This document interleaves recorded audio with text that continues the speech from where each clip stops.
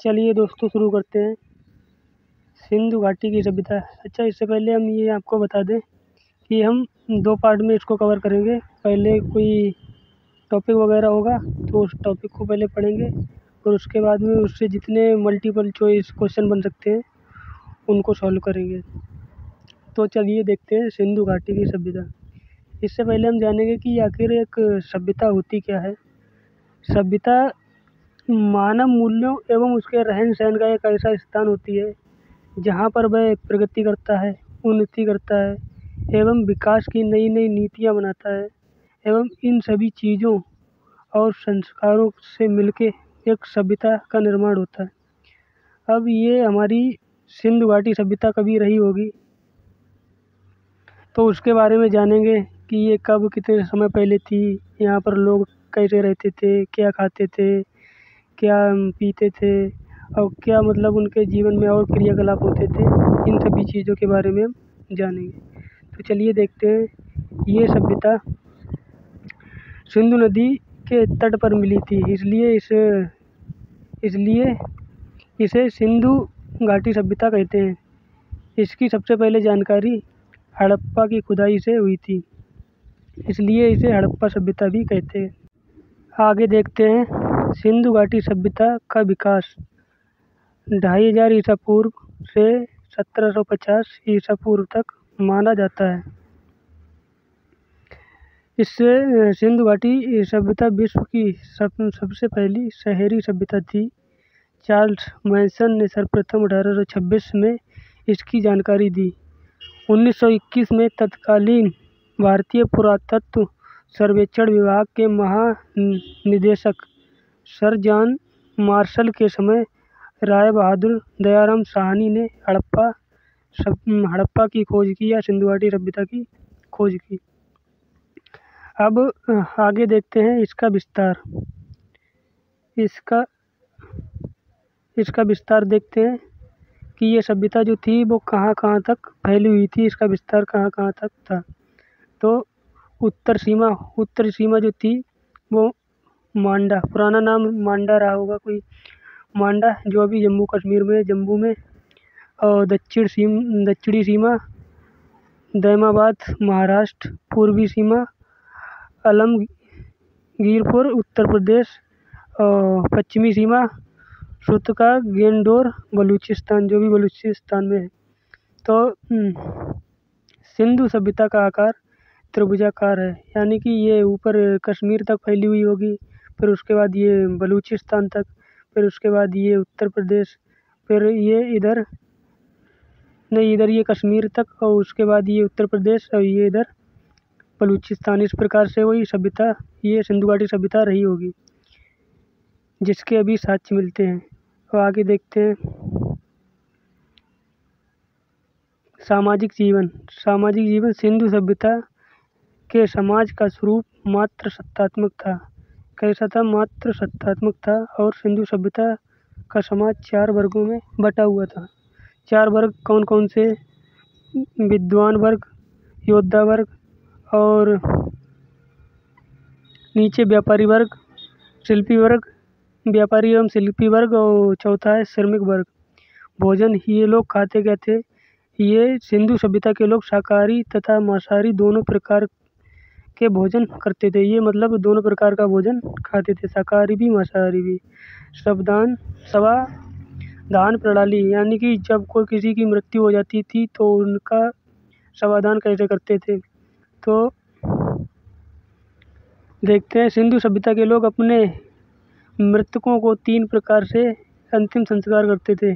पूर्ण शवदान, मृतकों को कब्र में दफनाने की परंपरा। आंशिक शवदान मृतक के शरीर को जंगल में रख देना, जब पशु पक्षी उसके मांस को खा लेते तो हड्डियों को दफना देना। इसके बाद है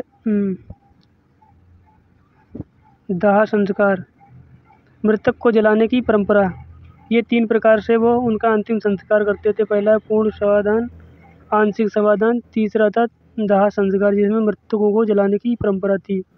अब नेक्स्ट आगे है नगर नियोजन।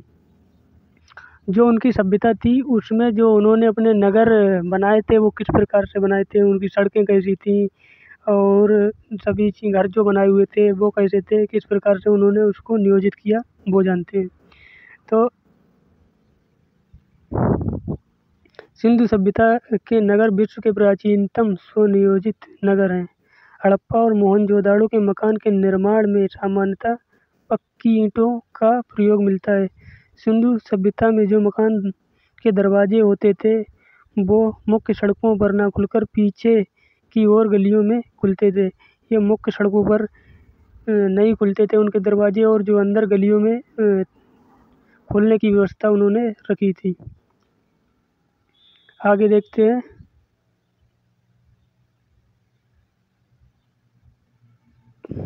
सिंधु सभ्यता में सर्वाधिक चौड़ी सड़क मोहनजोदाड़ो से प्राप्त हुई, जिसकी चौड़ाई लगभग 10 मीटर थी। सामान्यतः मकानों में 4-5 कमरे बनाए जाते थे। मकान में आंगन, रसोईघर, स्नानागार, कुएं तथा कुछ बड़े घरों में शौचालय भी मिलते थे। नंबर 6, ढकी हुई नालियाँ भी मिली हैं। यहाँ पर नालियाँ भी मिली हैं। इसके बाद आगे देखते हैं प्रमुख नगर। इस सभ्यता के जो लोग थे वो उनके कुछ अलग अलग नगर थे उसी सिंधु घाटी सभ्यता के आसपास। तो कुछ नगर इस प्रकार हैं। नंबर 1 है मोहनजोदड़ो। ये 1922 में इसकी खोज हुई थी। मोहनजोदड़ो सभ्यता का उत्खनन 1922 में राखलदास बनर्जी ने किया। वर्तमान में यह सिंधु नदी के तट पर पाकिस्तान के सिंध प्रांत में लरकाना जिले में है।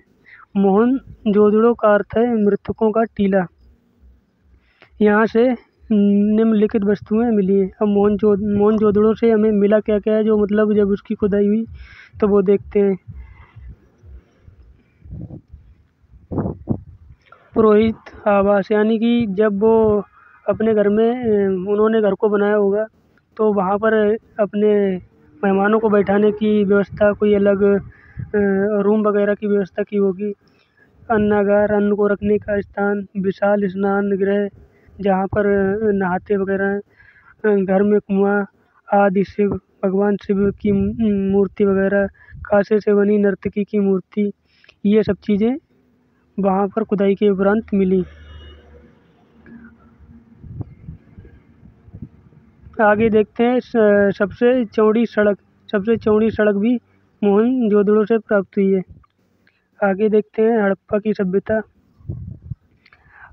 सभ्यता। इसकी खुदाई दयाराम साहनी ने 1921 में की। यह रावी नदी के तट पर वर्तमान में पाकिस्तान में स्थित है। यहाँ से निम्नलिखित वस्तुएं मिली हैं। नंबर 1, सिरमिक आवास, अन्नागार, लकड़ी का ताबूत, आर्यच कब्रिस्तान, यानी कि यहाँ से कब्रिस्तान भी मिले हैं। आगे देखते हैं चौहदड़ो। ये इसकी खोज गोपाल मजूमदार ने की और वर्तमान में ये सिंधु नदी के तट पर पाकिस्तान में स्थित है। सिंधु सभ्यता पतन के बाद भी बसा रहा। ये चौहदड़ो जो था सिंधु सभ्यता के पतन के भी बाद बसा रहा। इसके अवशेष भी मिलते हैं। यह एकमात्र ऐसा शहर है जो दुर्ग रहित है। यह औद्योगिक शहर है, मतलब ये कभी औद्योगिक शहर भी रहा होगा। यहाँ से निम्नलिखित वस्तुएं प्राप्त हुई हैं। लिपस्टिक, और उसके बाद शीशा, मनके की गुड़िया, और उसके बाद कुत्ते और बिल्ली के पैरों के निशान और शिल्पकला, मोहरें। उसके बाद है अगला रोपड़ या रूपनगर। इसकी खोज 1950 में हुई। इसकी खुदाई यज्ञदत्त शर्मा ने की और ये वर्तमान में पंजाब में सतलुज नदी के किनारे पर स्थित है। यहाँ से निम्नलिखित वस्तुएं मिली हैं। यहाँ से क्या क्या वस्तुएं मिली हैं? यहाँ पर मानव के साथ कुत्ते को दफनाए जाने का प्रमाण मिला है। पकी मिट्टी के बर्तन, पत्थर के औजार, और नवपाषाण काल में भी ऐसे ही सब बुर्ज होम से मिला था। मतलब जो कुत्ते का शव था वो साथ में दफनाए हुए, वो इस प्रकार के प्रमाण नवपाषाण काल में भी मिले थे। उसके बाद है कालीबंगा। कालीबंगा ये हम क्या पढ़ रहे हैं, ये हम पढ़ रहे हैं सिंधु घाटी सभ्यता के शहर। जो प्रमुख प्रमुख शहर हैं जो हमें सिंधु घाटी सभ्यता की खुदाई करने के उपरांत मिले हैं, उनको हम जान रहे हैं। कालीबंगा इसकी खुदाई बीके थापर तथा बीबी लाल ने की। वर्तमान में ये राजस्थान में घग्गर नदी के किनारे स्थित है, जो इसकी मिट्टी और सौंदर्य को दर्शाता है। कालीबंगा का अर्थ होता है काली मिट्टी की चूड़ी। यहाँ से निम्नलिखित वस्तुएं मिली हैं।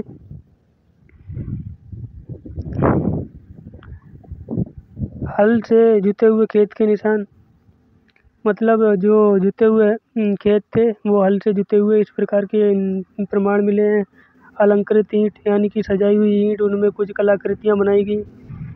और उसके बाद है हवन कुंड, धार्मिक गतिविधियाँ। उसके बाद है चूड़ी, शहर योजना, कृषि उद्योग, कब्रिस्तान। उसके बाद है धौलावीरा, अगला शहर है धौलावीरा। धौलावीरा इसकी खुदाई रविंद्र सिंह बिष्ट ने की थी। यहाँ से निम्न वस्तुएं मिली हैं। नंबर 1 स्टेडियम और नंबर 2 सार्वजनिक इमारतें, यानी कि सार्वजनिक आजकल जो पैलेस वगैरह बनते हैं उस प्रकार की सार्वजनिक इमारतें बनी हुई मिली थी। अगला है सुरकोटदा, इसका उत्खनन जगपति जोशी ने कराया। वर्तमान में ये गुजरात में स्थित है। और यहाँ से निम्न वस्तुएं मिली हैं। यहाँ पर क्या मिला है, घोड़े की हड्डियाँ मिली हैं। अगला है लोथल। लोथल सभ्यता का उत्खनन SR राव ने भोगना नदी के किनारे अहमदाबाद गुजरात में कराया था। यहाँ से निम्नलिखित वस्तुएं मिली हैं। यहाँ से सिंधु सभ्यता का बंदरगाह मिला है, और यहाँ से घर के दरवाजे, सड़कों की मतलब जो सड़कों वगैरह के प्रमाण मिले हैं कि सड़कें कैसी बनी हुई थी। उसके बाद में अब चलिए, ये हमारे सब प्रमुख शहर हो गए। अब आगे हम देखते हैं अन्य जानकारी। अब कुछ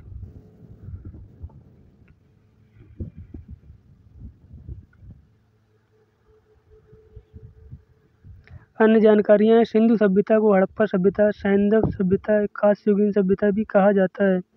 सिंधु सभ्यता की लिपि भाव चित्रात्मक थी, जो कि दाएं से बाएं लिखी जाती थी और अभी तक पढ़ी नहीं जा सकी, इसको पढ़ा नहीं जा सका।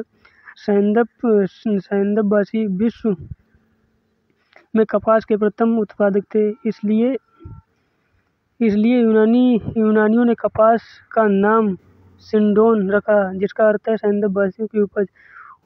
अगला है सिंधु घाटी सभ्यता के लोग कृषि भी करते थे, पशुपालन भी करते थे, परंतु उनका मुख्य व्यवसाय व्यापार था। अगला है जो इस सभ्यता के लोगों के मापतौल से परिचित थे, यानी कि जो व्यापार करते थे यहाँ के लोग, तो इसीलिए मापतौल से परिचित थे। अगला है हड़प्पा में मिट्टी के बर्तनों में सामान्यतः लाल रंग का, जो मिट्टी के बर्तन बनाए हुए थे उनको वो लाल रंग से लेप कर लिया करते थे, उसका भी मतलब प्रमाण मिले हैं।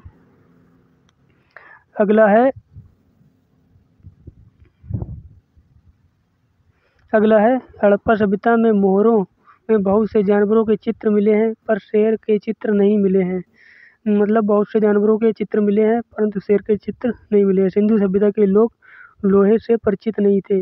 यहाँ के लोग लोहे को जानते नहीं थे कि मतलब ये लोहा है नहीं है। अगले पार्ट में इससे संबंधित सभी महत्वपूर्ण प्रश्नों को लाएंगे, इसलिए चैनल को सब्सक्राइब करें। धन्यवाद।